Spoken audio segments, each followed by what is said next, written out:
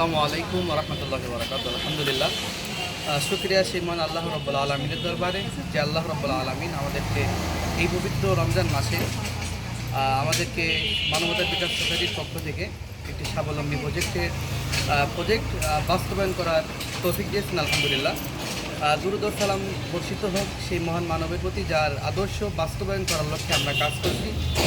সাল্লাল্লাহু আলাইহি ওয়াসাল্লাম, ভালো কাজ করব, সুন্দর সমাজ করব, এই স্লোগানকে সামনে রেখে মানবতার বিকাশ সোসাইটি আজ নবম স্বাবলম্বী প্রজেক্ট বাস্তবায়ন করতে সক্ষম হয়েছে। আলহামদুলিল্লাহ, আসলে ভিডিও করার কোনো ইচ্ছা বা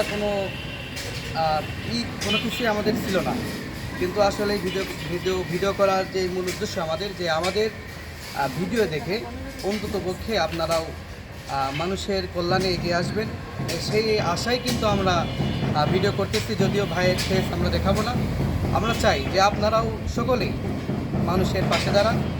এখানে আমি ভাইকে জিজ্ঞেস করব ভাইয়ের অনুভূতিটা কেমন এবং আমাদের সংগঠন সম্পর্কে, আমরা যে কাজগুলো করছি এই সম্পর্কে আপনি যদি একটু আমাদেরকে কিছু বলতেন।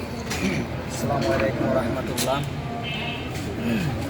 তো আমার খুব ভালো লাগছে যে এই সংগঠন থেকে ভাইদের কাছ থেকে সহযোগিতা পেয়েছি। আল্লাহর কাছে শুকরিয়া জানাই আলহামদুলিল্লাহ।